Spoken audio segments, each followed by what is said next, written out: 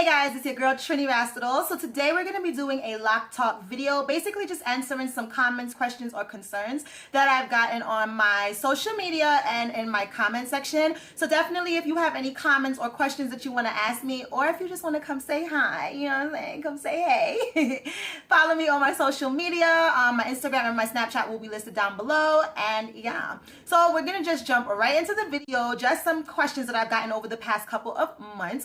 So the first question that I probably get asked the most is how long did it take for your locks to reach the length that it is now, or how long would it take for locks to reach to a certain length, okay? Oh, FYI, I have no problems answering questions, okay? So ask away. My response to that is usually, well, I've had my hair for over 5 years now, okay? So that's how long it's taken for it to reach to the length that it is now. Most importantly, I cannot stress it enough. Just enjoy your journey. Like, really and truly, your main focal point should be the health of your locks. And just making sure that you're doing everything in your power to ensure that your hair will strive. I'm not trying to say don't set any goals or don't have something to aspire to. Of course, we all do.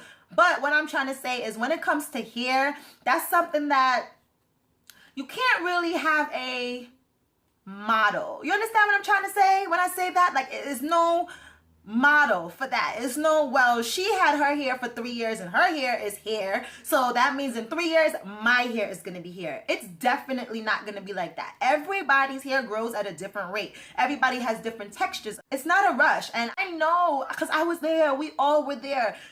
There's an impatience there when you first start your locks, because it's like, oh my God, I just want it to be cute already in your eyes, when every stage of locks is beautiful, every stage of locks is cute, okay? But when you just take out the rush in it, and when you just take out the trying to reach to a certain level by a certain time, it makes the journey so much more fulfilling, okay? Remember, Rome was not built in a day, so neither will your hair. Understand your hair, learn your hair. That should be your main focal point. When you have your baby locks in and you have your starter locks, at that point is when you really want to do a lot of research.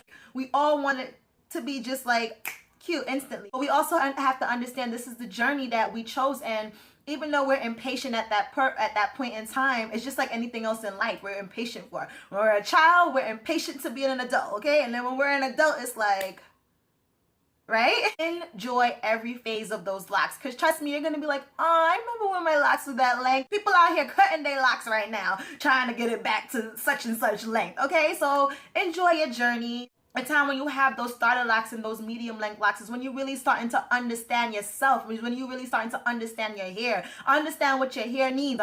We all have a length that we're attaining to, or we can't wait to reach to, and that's the fun in it. That's the journey in it. And that's the, like, you know, that's just, to me, that's just the whole point of it. That's why I wouldn't even worry about that, man. There's no challenge, there's no race. They're not giving out trophies for who can grow the longest set of locks in the shortest time period. Like, really, there's no trophies for that. The trophy should be in knowing that you put 100% into your hair. You kept your health 100%. You kept your mind 100%. You kept your body 100%, because that's what's going to keep your locks 100%. And that's your focus, okay? So the next topic that I'm going to speak about are basically products and oils and, you know, anything that you're using in your hair. Obviously, being that you have locks, you're going to want to know what other people with locks put in their hair, right? This is obvious. This is what I do as well. All I'm going to say about that is basically take everything that you hear or see with a grain of salt, okay? And what I mean by that is to make sure to research. Do your own research. Don't just take it off bat that because Betsy uses only coconut oil in her hair and Betsy's hair is down to her butt crack, that's what you need to do, because that's not necessarily the case. You could be using oil and your hair could be the type of hair that does not soak in the oil, and the oil is just like weighing down your hair and blocking getting the moisture from the water that you really need to get that moisture, and it could be damaging your hair. Like, you never know. Everybody's hair is different. Products are going to react differently to everybody's hair, okay? Knowing yourself is going to make you be like, yo, What do you use? Oh man, that sounds good, but that have a lot of such and such in it, and that I know for a fact is gonna damage my hair because my hair does not like such and such. Because that's your hair. You might have high porosity hair. She might have low porosity hair. You know, porosity is basically the ability for your hair to absorb moisture, right? So some people have high porosity, normal porosity, or low porosity. You might have thinner hair. She might have thicker hair. So it's not really affecting her hair, but your hair is way thinner than hers, so it is affecting your hair. So basically, different products and oils will affect everybody's hair differently. So you need to do your own research on everything that you put in your locks. So if somebody's telling you that they put oil, they oil their scalp every 2 nights, that does not necessarily mean you need to oil your scalp every 2 nights. Listen to your hair. Your hair is gonna talk to you. Your hair is gonna tell you, yo, it's way down. You could tell that the product, the oil is not even penetrating. It's just sitting on your hair, making it heavy, making it oily, making it greasy. That's telling you, yo, you're putting too much oil on me, okay? Chill. Fall back, okay? Like, relax. It's not that serious, okay? That's basically what your hair is telling you. Calm down. I'm good. I just need some water and I'm chilling. You don't have to go so hard. These products are not cheap. You know what I'm saying? So listen to your hair. If it's telling you slow down with the products, slow down with the products. Another question that I often get is, who does my hair? Where do I go to maintain my hair, etc., etc., okay? So basically, I always maintain my locks myself, okay? I've never had basically any other hands in my head other than my own, okay? So this obviously is not possible for everyone. Some people are too busy to do their hair. Some people are just not hair people. Like, they're just not into hair. Like, that's just not what they want to do, which is quite all right. So the only thing that I would say to that is definitely pay attention to who is putting their hands in your head.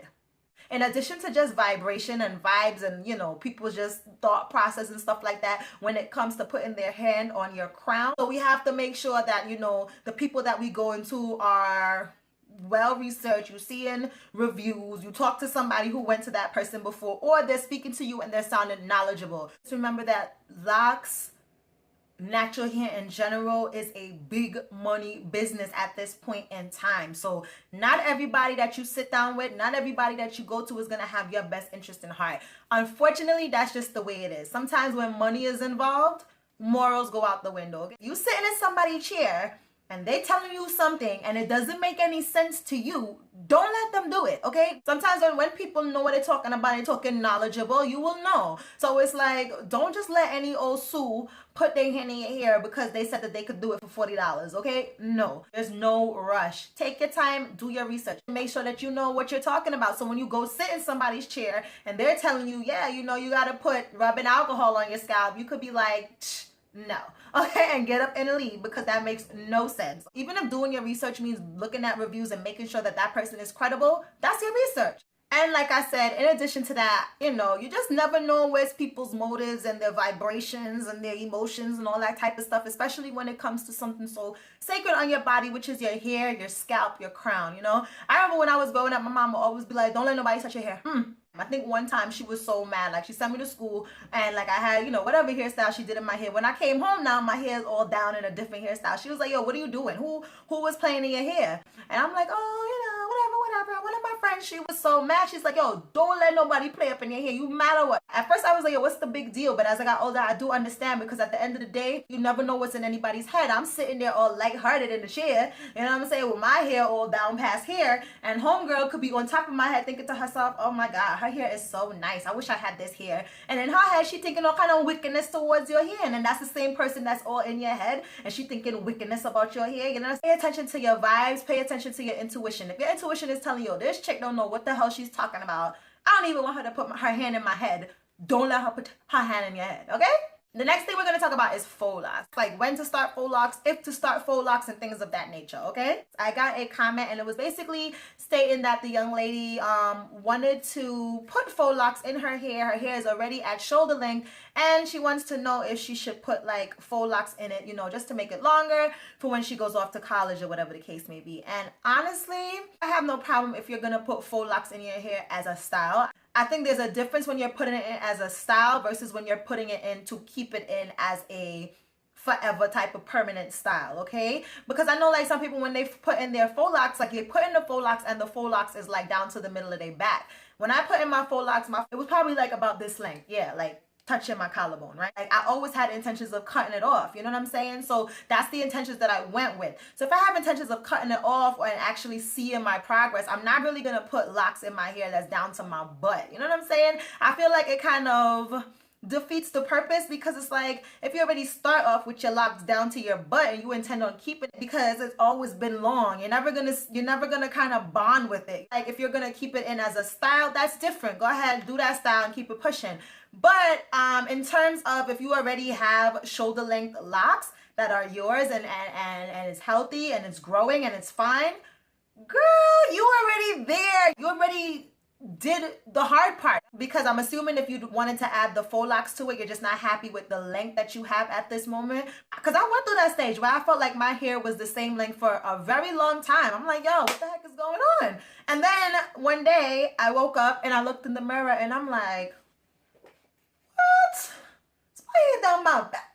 What? And I feel like you want to have that feeling. I don't know, like necessarily if that would be a good move, you know? If you want to just do it to get the length or whatever the case may be for like a short period of time, you know, for like a style or something, but to put it in permanently, I wouldn't really advise that. I feel like you're already in there, girl. If you're going into another phase of your life, you could just always think of it like, well, this is where my locks were at the beginning of that phase, and this is where my locks are now. It's like, you know, it's something, it's a journey. And another thing that I want to say about the faux locks is I feel like even when you're gonna go get lock extensions, whether it be as a style or whether it be permanent, I feel like you still have to follow everything else that I said earlier on in the video, which is to pay attention to your hair. Not everything is for everybody. I have no major complaints with my hair starting off as lock extensions, but sometimes I just want to stress that even when it comes to lock extensions, you need to pay attention to your hair. Say we have two heads. One hair is very thick, one hair is very thin. If the thick hair person puts faux locks in their hair, and then the person with the thinner, finer texture of hair puts lock extensions in their hair, they may have two different experiences. And why I say that is because at the end of the day, it is something that's not real that you're putting on your hair. You understand what I'm saying? So when you get this thing wet, it's gonna be heavy, it's gonna pull on your hair, it's gonna pull on your scalp. The person with the thick hair, it might not affect them at all. The person with the thinner hair, when that faux lock is pulling on their lock, it might be thinning out their roots. So all these things you have to take into consideration. If you see that happening, you gotta nip it in the bud. Like, listen to your hair when it comes to everything. Don't just because this one left faux locks in her hair for 3-4 years, it means it's okay for you to leave faux locks in your hair for 3 to 4 years. Like, that's not necessarily the case. Just like we were talking about the porosity earlier. So if you have the type of hair where moisture does not penetrate into your hair easily at all, right? So now just picture it. Imagine you now go and you take false hair and you wrap it around that hair that is already hard to get moisture and oil into it, right? When you put that oil and that water on your hand or whatever, or you spray it on your hair, how easy do you think that it's gonna penetrate into your actual hair? All of that barrier blocking it. You understand? You have to think about that. It's harder now. So this is why somebody might put faux locks in their hair who don't have that problem and their hair is flourishing. But if you do have that problem and you put the faux lock on your hair, you might find that your hair thinning, or your hair is very dry, or your scalp is very dry, because everybody have a different texture of hair. What works for Sam might not work for Anna. If you realize that your hair is already thinning and it's already giving you issues, I would say look into the root of those problems. Is it stress? Is it your diet? Is it products that you're using in your hair? Why is it that your hair is so dry? Why is it that your hair is thinning? Why is it shedding? Get to the root of the problem. Don't just like use the faux locks as like a quick fix. Like, okay, well, my hair is thinning out in the middle, so let me just wrap some faux locks around it so nobody knows that, you know, it's thinning in the middle. You know it's thinning in the middle though. It might possibly be thinning even more now, because now you went and put more stress on hair that's already weak. Now you pulling on it more because you have this much fake hair wrapped on it, pulling on that hair that's already in stress. So you really, really have to think about that and listen to your hair. Make sure that it's the right thing for you. Remember, if you're getting the faux locks with hopes of down the road making it into permanent locks, your goal should not be what looks good now. Honestly, it goes for anything with your locks. Like if your goal is to make sure that your edges are laid at all times of the day and that your hair is slick and like that all the time, I feel like that's not healthy for your hair. So the same thing goes for faux locks. Like if it's tight and it's pulling, then that's not healthy for your hair. So if this is something that you don't want to do for 2-3 months and you plan on keeping it in for how many ever years you plan on keeping your locks in for, you have to always do what's best for your locks, not necessarily what looks good right now. So that basically sums up this video. I hope you guys enjoyed, and I will talk to you guys in my next video. Mwah.